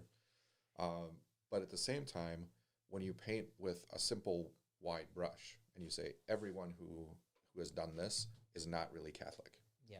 You're including in that a lot of people who are in a variety of different circumstances, and you have no idea why they did what they did, what the circumstances were that led to it, all that kind of stuff, which you could be... And that's what I mean. You don't have it takes grace to have that. Right, yeah. And this actually, so I come from a background where there was a big emphasis on kind of purifying the church and getting false things out of the church and that kind of thing. And we were all about being kind of the New Testament church, going back to what it was originally like, all that kind of stuff. Little did we know. I've been there in that section of life too. But there's actually a parable that Jesus tells, which I think a lot of people who are zealous for purity in the church forget. It's the parable of the wheat and the tares. And so in this parable, the landowner goes out and he sows a field of wheat. This is God planting the church. That's what it's representing. It says, in the night, an enemy came, the devil, and he sowed tares, which are a kind of weed that looks like wheat, among the wheat. So it's a weed that's not easy to spot, basically. Right. And the servants, who in the parable are the angels, they come to the master and they say, there's all these tares in the wheat. Did you not sow good seed? And he said, I sowed good seed, an enemy has done this. And so they say, shall we go tear out all the tares? And he says, no, let the wheat and the tares grow together, and then when we harvest them, we will separate them. And he says, because if you go and tear out the tares, you will also tear out the wheat, because they're hard to tell apart. And it's violent to pull one out, and you might pull the others out as well.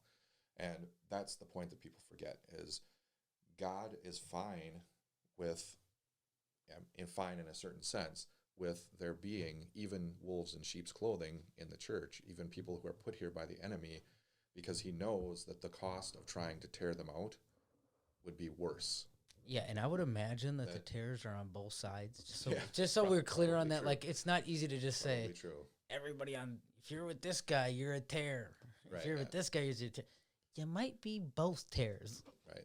Maybe. And it's not like leaving these people in the church is going to fool God. It's not like they're going to get one over on God.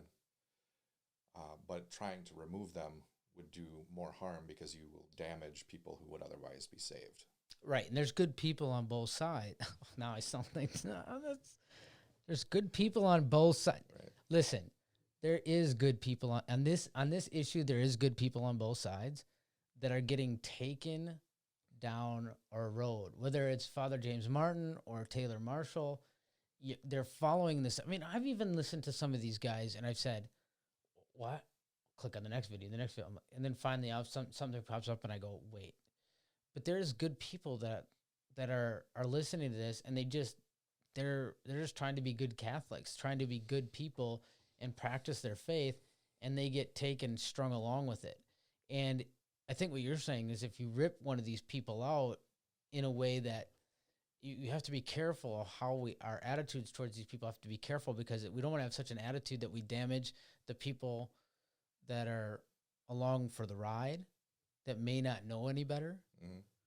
Yeah, and with all this stuff, there's difficulty because there's error on both sides. Right. You can err by being too zealous and trying to pull out all the weeds and end up damaging the crop. But you can also be too lax on the other side. Yeah, do no prevention. Right, where you completely disregard the holiness of the church. And you don't, there's a passage, which I'd be surprised if Father Altman hadn't referenced it, but I haven't watched all of his stuff, so I don't know. But there's a passage in the Old Testament where it talks about that there are watchmen placed on the walls.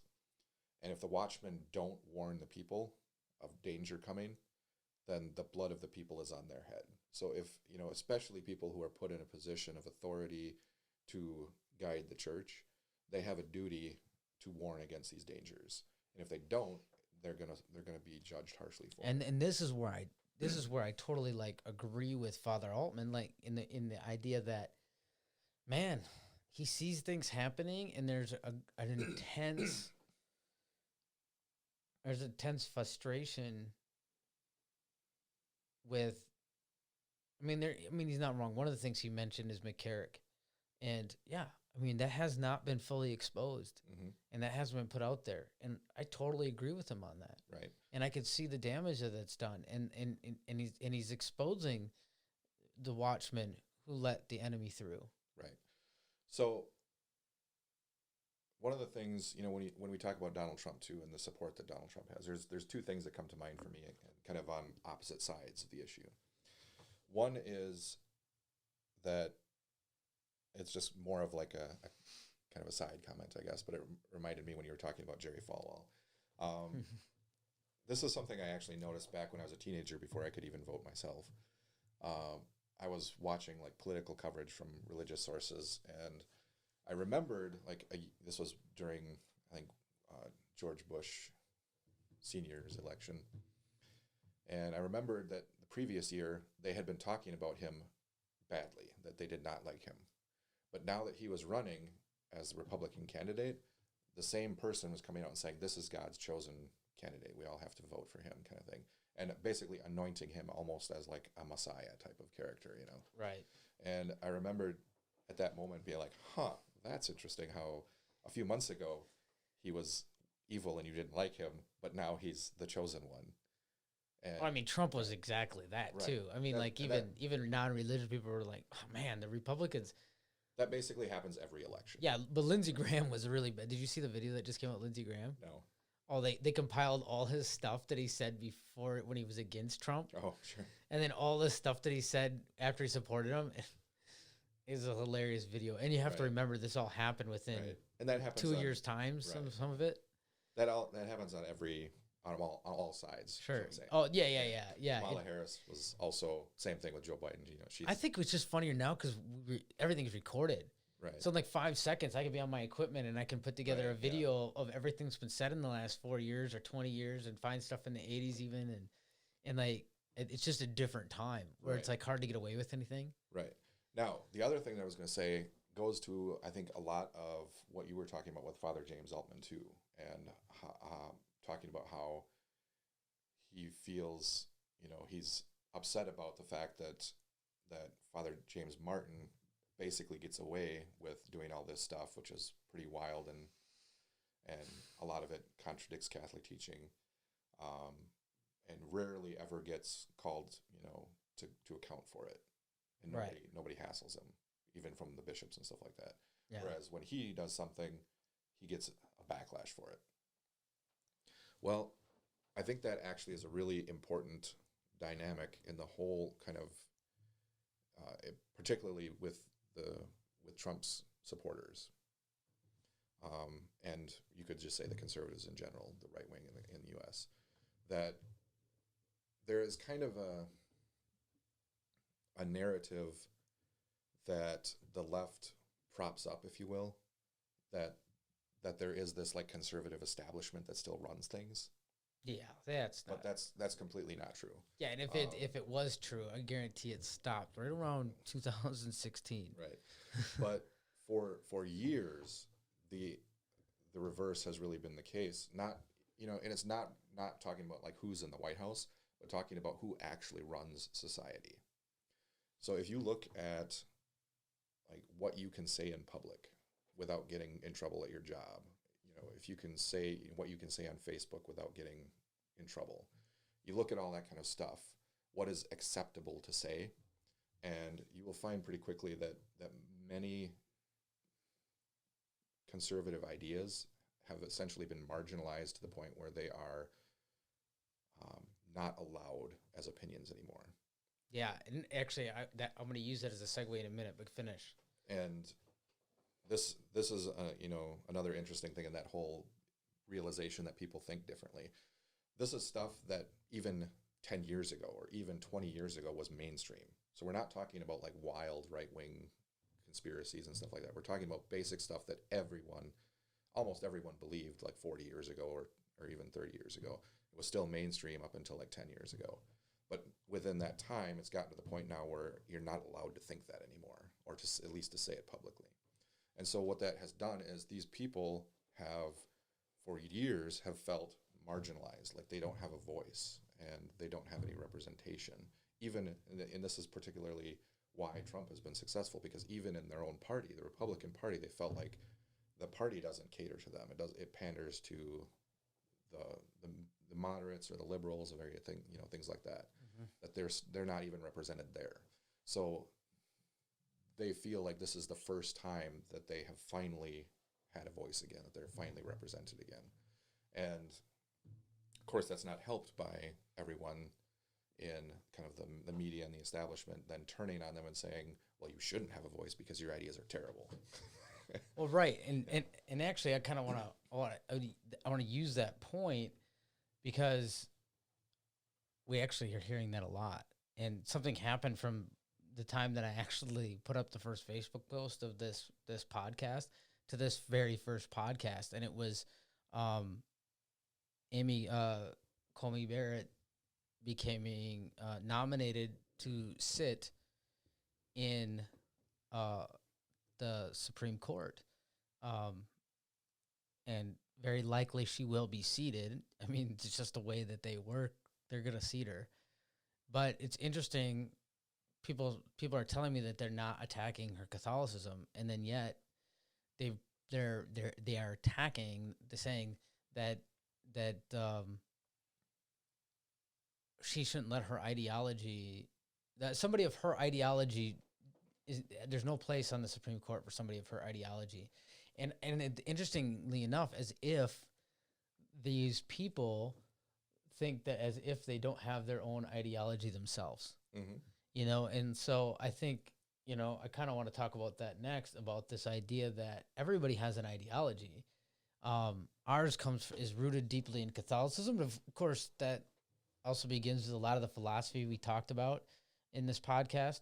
But how do you answer that when people say that, the dogma runs deep in her?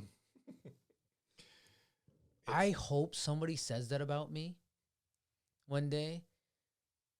John, the dogma runs deep in you. It better. I'm Catholic. That's the whole point of becoming Catholic. But how does that affect the Supreme Court? Now, I know that there can't be a litmus test. Like, people think there can, but there actually cannot be a religious test. It's in the Constitution. There cannot be a religious test. And she's already said that she's not going to let her religion cause how she reinterprets things or looks at things. She's even talked about Roe v. Wade. And I think her philosophy was like she's going to go, she would put it to the states and not change it, but open it up to the states to have the right. Sure. But how do you feel about that? The dogma runs deep in her, and can the dogma keep her from the Supreme Court? Really, it's just intellectual dishonesty. As you pointed out, everybody has ideology. Mm-hmm. I guess it would depend somewhat on how you define the term, but the point being, everybody has a belief system. You have things that you believe. And to pretend like you don't, or to pretend like yours are just the default right ones, is just dishonest. It's lack of self-awareness. Yeah. So this makes me think of the progression of relativism. And like John Paul II and Benedict both used the term the dictatorship of relativism. And I always kind of thought that was a little funny, because surely relativism is the last thing to be dictatorial, right? Because it's all about, that's true for you but not for me kind of thing, right? It's totally relative. Yeah. Well, there's actually a progression that these things go through, and it was originally pointed out to me about communism, and specifically communism in China, but it actually works for a lot of different social constructs, if you will. And that's when the idea is not in power, it demands tolerance. When the idea then has been tolerated and gets into power, it demands silence from those who disagree with it. Or intolerance. Right. So first of all, if you don't allow me to have my view, when my view is not the popular one or not the accepted one, then you're being intolerant and you need to tolerate my view. Once my view becomes the accepted one, you can disagree, but you can't really publicly disagree. You have to be quiet about it. Right. But eventually it gets to the point where even silence is no longer acceptable and you must vocally agree. That's the progression of how this works.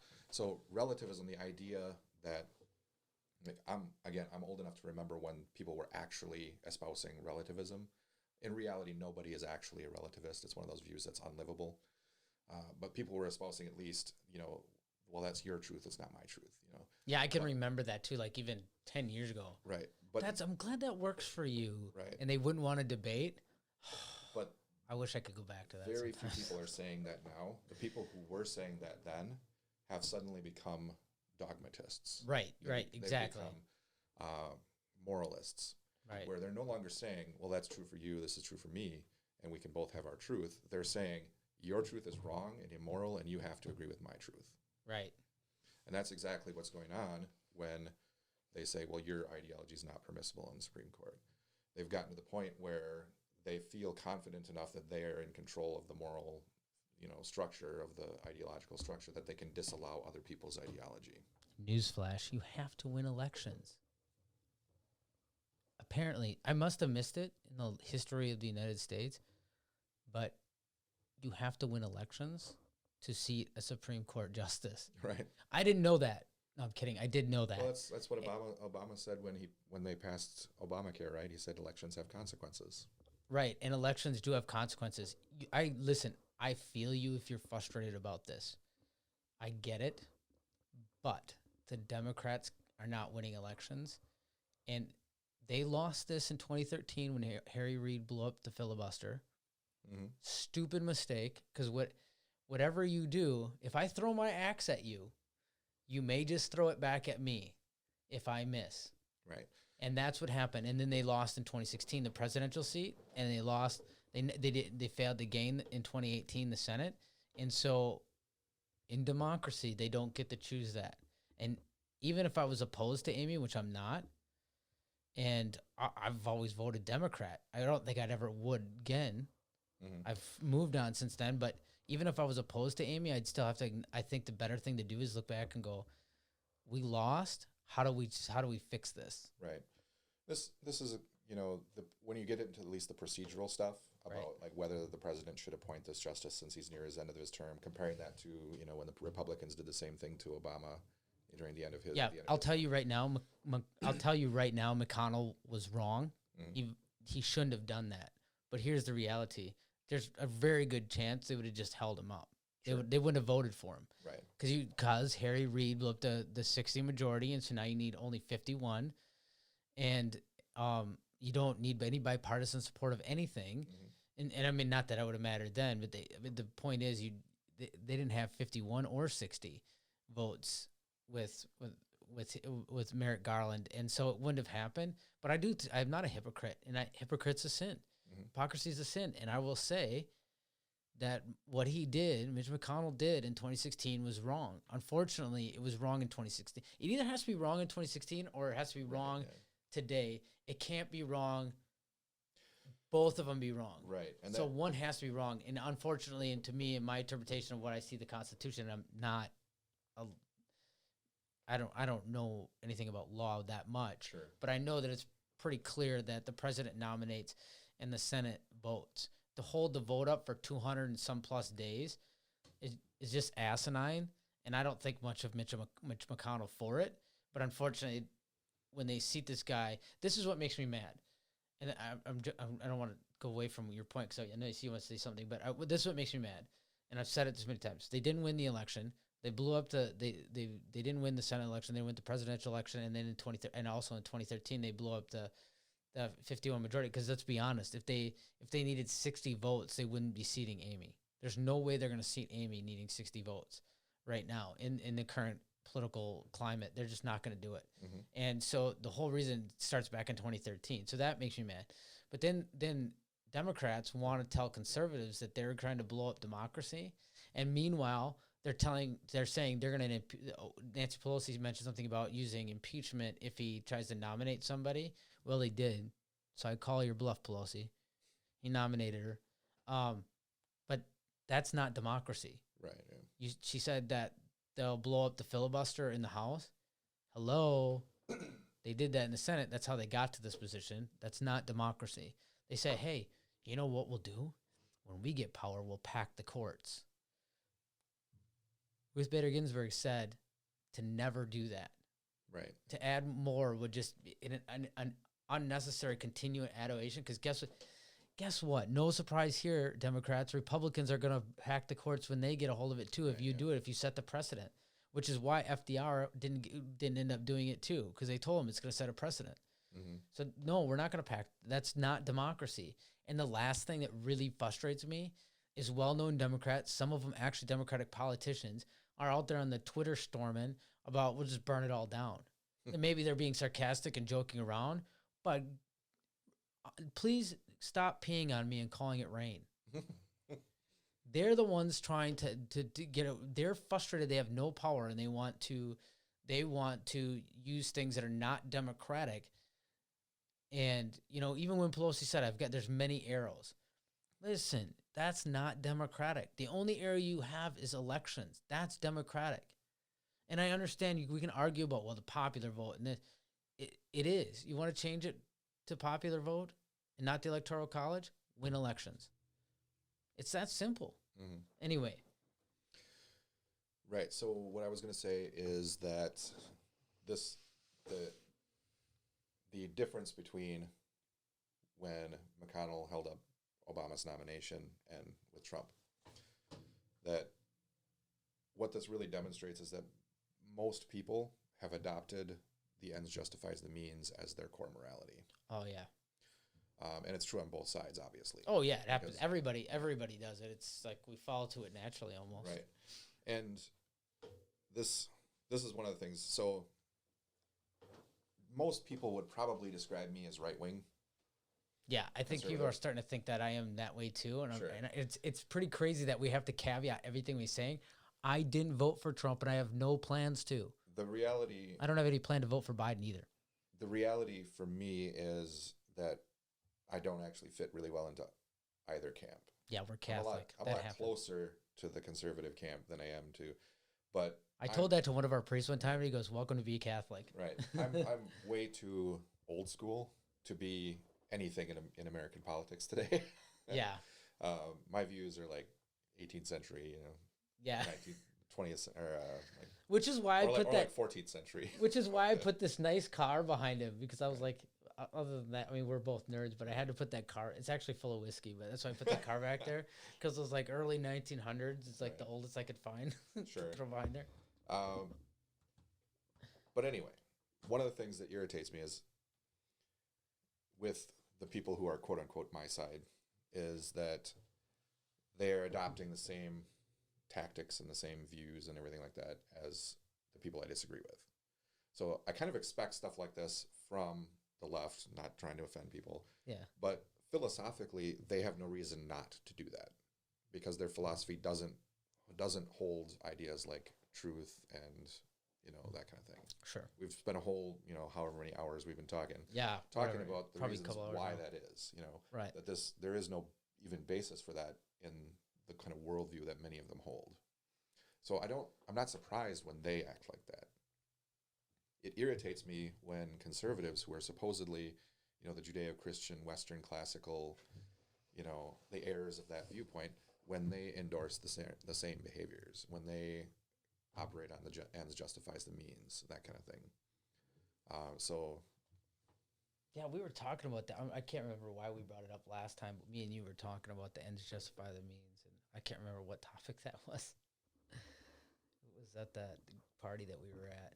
But I think that's where we're at with it. I think, listen, Amy is allowed to have her beliefs, and they're her core values. One thing I wanted to say about that too, that we were talking about relativism and how the relativists have become moral dogmatists, where their view is now the only acceptable view. It's gone from all our views are valid to only mine is valid. You have to agree with me, and if you don't, you're not allowed to have a voice or have public position.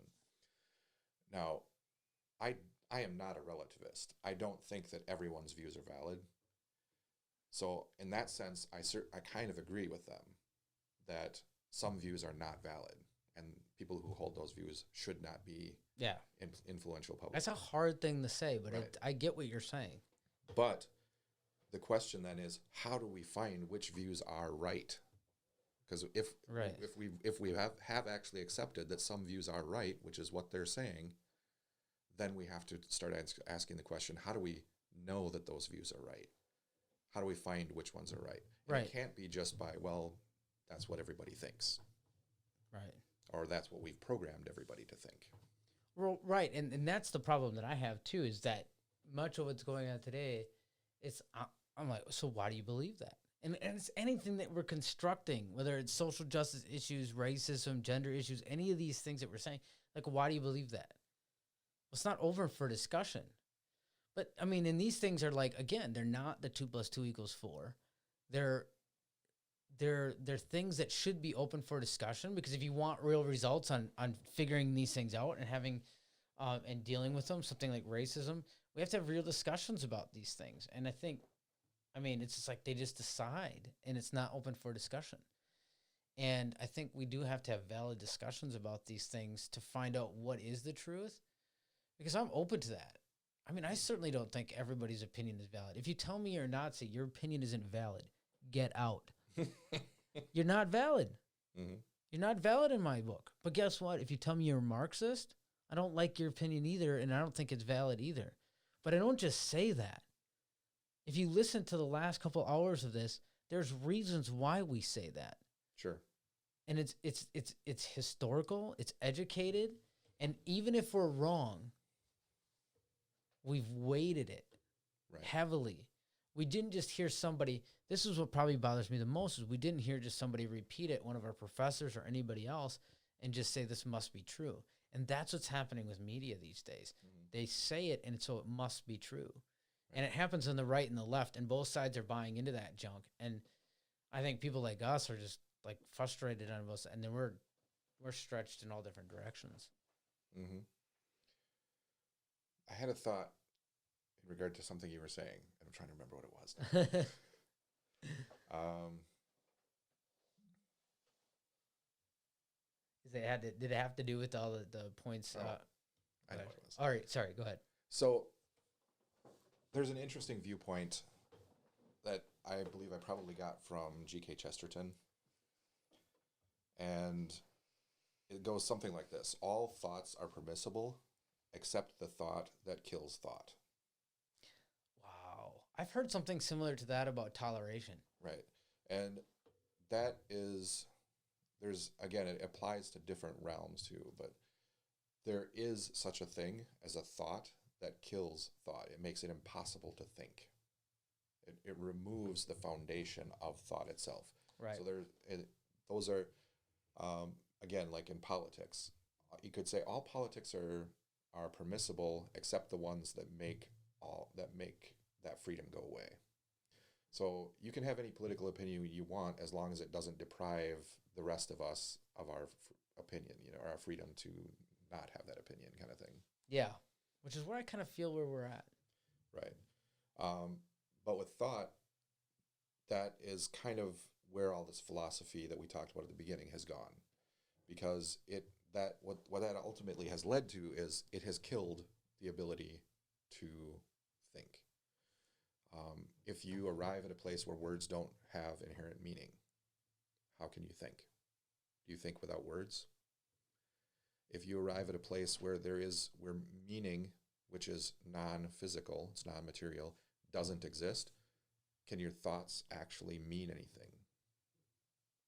And if they don't mean anything, how can you think? How can you reason? So those are the kind of things like you can think anything, but if you think those things, you can no longer think. That's mind blowing, and that's exactly that's where we're at. And that's why essentially it's very important that we continue to protect freedom of speech.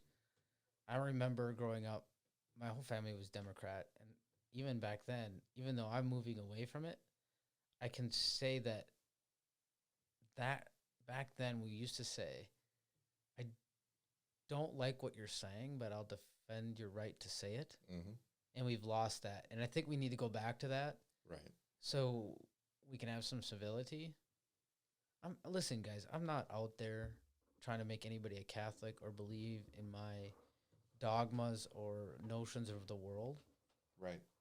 I just want to be able to have the right to share those opinions. So that's it. I just want to be able to share them. I don't have to force you. And I don't want a theocracy. Mm-hmm. For me, the theocracy is there, not here. It will come. It's not come yet, and I certainly don't want a theocracy. And part of that is just because like who's the theocratic leaders? Even if we agree it's a Christian, which one? Sure. We already went through all that nonsense. Which branch of after the Reformation gets to have the power? I don't want the Baptists to have the power. You know, mm-hmm. There's an interesting thing on The Handmaid's Tale, the show, and one of the ladies takes one of the babies and she flies to Canada, and you know this woman, I presume, is an Orthodox woman of some sort, Catholic or High Lutheran or Anglican of some sort. She says, "Oh, that's nice if you baptize the baby," and she goes, "We don't do that." And I see that's the point. I don't want a theocracy here because I want my right to believe what I want, to be Catholic the way I want, which is in disagreement with many other people in my under the flag of Christianity even. So I don't want that, but I want my right to be able to believe it, mm-hmm. and to be able to emphasize that opinion and share it with others and have critical thought on it, you know? Mm-hmm. There is